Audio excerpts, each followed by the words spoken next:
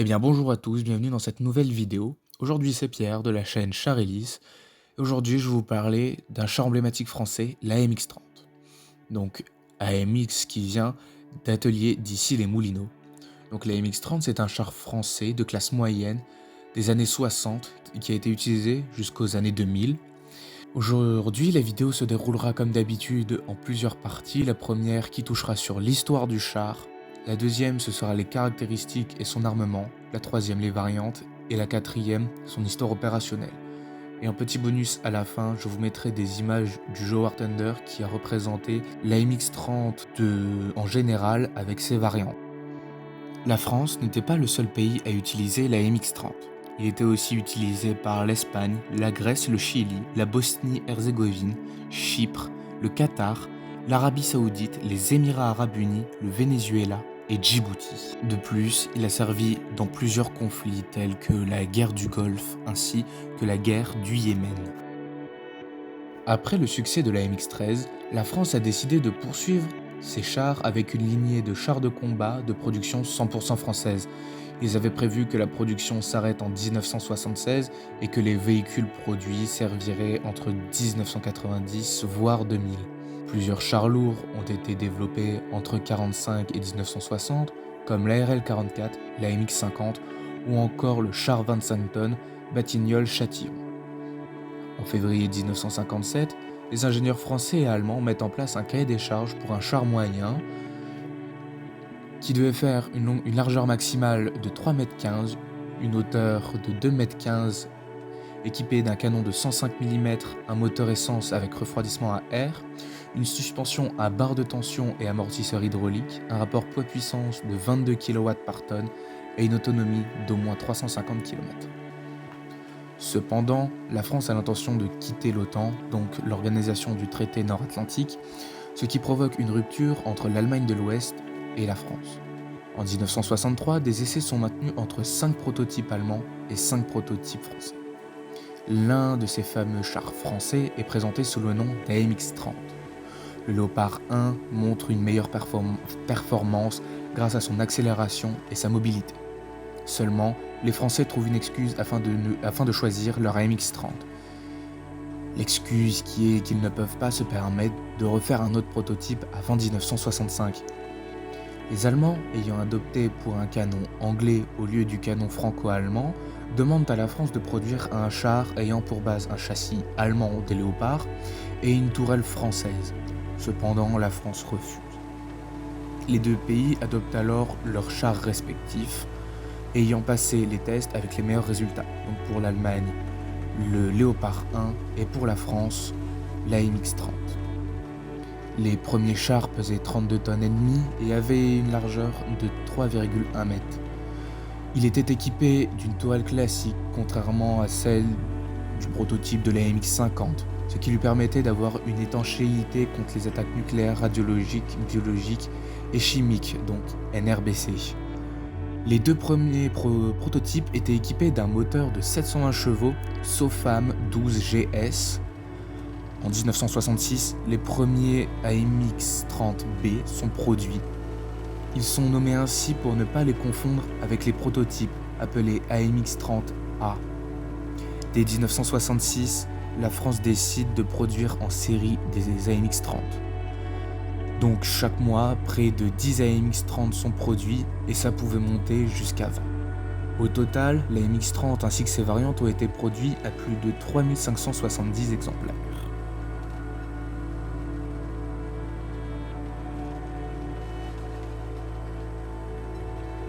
La MX-30 est un mélange d'acier moulé et corroyé, ce qui signifie que les plaques d'acier sont passées sous marteau-pilon afin d'améliorer leurs caractéristiques mécaniques. La tourelle est moulée en une seule pièce et sa caisse est séparée en 3 compartiments. Le compartiment conduite à l'avant, celui de combat au milieu et à l'arrière le compartiment moteur. Un équipage de 4 hommes compose le char, donc un pilote situé à l'avant gauche, un opérateur tourelle en haut sur la tourelle à droite, juste derrière le chef de char, et à gauche on avait le chargeur. Le blindage de la caisse va de 15 mm pour le dessus et le dessous à 79 mm de face et incliné à 70 degrés. Sa tourelle atteint un blindage maximal de 80,8 mm de front pour 45 mm sur les côtés et 50 mm sur l'arrière. Il est aussi équipé d'une protection NRBC, donc nucléaire, radiologique, biologique et chimique, composée d'un système de ventilation autonome situé à l'arrière de la tourelle ainsi que 2 appareils de décontamination de 2,5 litres. Il y a aussi un radiamètre DOM 410 afin de détecter toute radiation.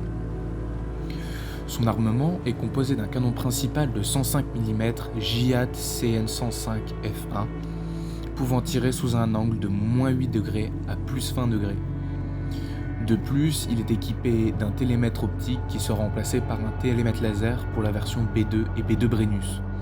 Son armement secondaire est un canon de 20 mm M693 pouvant tirer des obus antipersonnels ou des obus perforants allant à une vitesse de 1250 mm par seconde.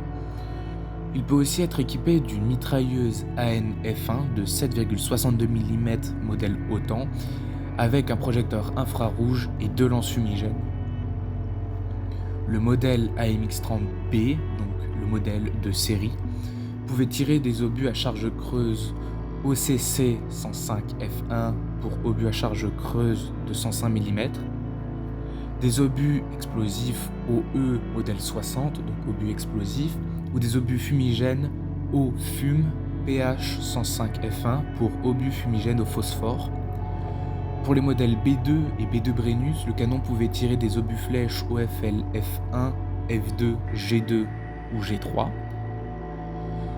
Au total, il pouvait transporter 47 obus pour son canon principal et plus de 2000 obus pour son canon secondaire de 20 mm.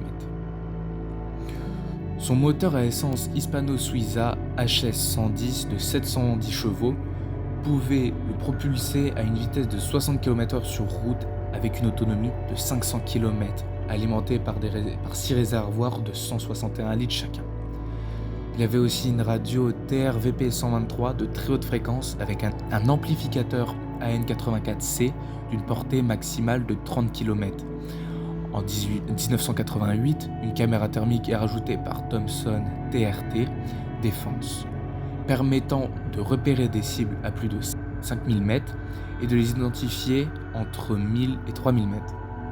Dans les années 90, un système de blindage réactif est ajouté, ce qui donna le B2 Brennus. Il a été prévu pour le 1er et le 2e régiment de chasseurs, puis des modèles ont été desservis au 2e et 5e régiment de dragons. Ce système permettait aux chars d'avoir une protection équivalente à 400 mm.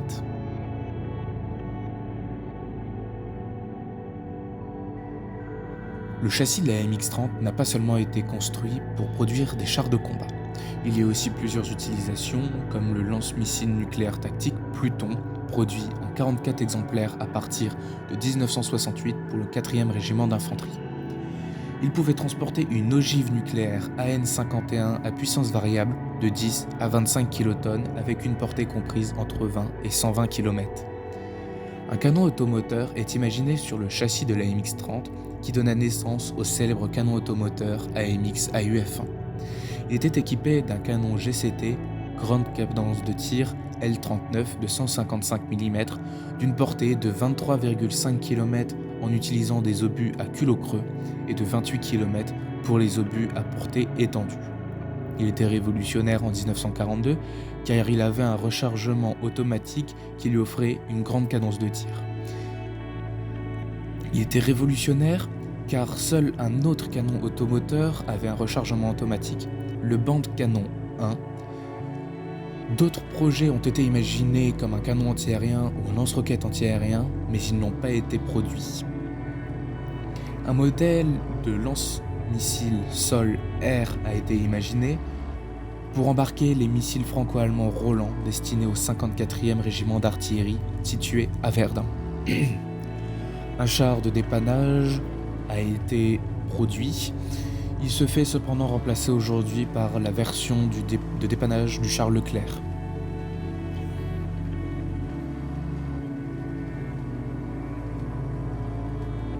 Lors de la bataille de Rafchi durant la guerre du Golfe, les AMX-30 qataris ont été utilisés contre les T-55 irakiens. Au moins un d'entre eux a été détruit pour 7 T-55, dont 4 capturés. La France a participé à la guerre du Golfe sous le nom d'opération Daguet, où était déployée la 6e brigade légère blindée, composée d'AMX-10 RC et de 44 AMX-30B2 du 4e régiment de dragons. Au début de l'offensive du 24 février 1991, l'armée française devait atteindre l'objectif Rochambeau, défendu par la 45e division d'infanterie irakienne. Les hélicoptères Gazelle ont ouvert la voie au 4e dragon. L'armée irakienne s'est rendue rapidement suite aux lourds bombardements français. Le lendemain, les AMX-30 du 4e dragon se sont déplacés vers leur objectif suivant, l'objectif Chambord, où ils ont détruit 10 chars, 15 camions et 3 véhicules de combat d'infanterie irakiens et ont capturé beaucoup d'autres soldats irakiens. Le dernier objectif était la base aérienne As Salman, sous le nom d'objectif blanc, qui a été signalé capturé à 18h15 après une attaque sur plusieurs fronts avec le 4e dragon attaquant depuis le sud. En tout, les AMX-30 ont tiré 270 coups avec leur canon de 105.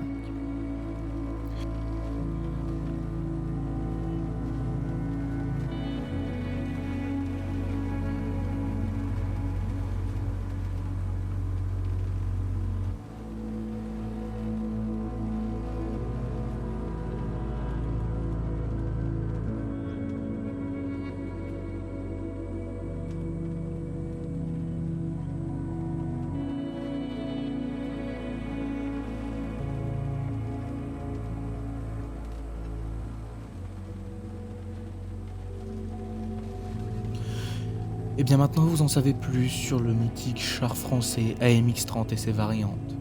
Je vous laisse là-dessus. Mes chers amis, je vous dis à la prochaine pour une nouvelle vidéo sur un char.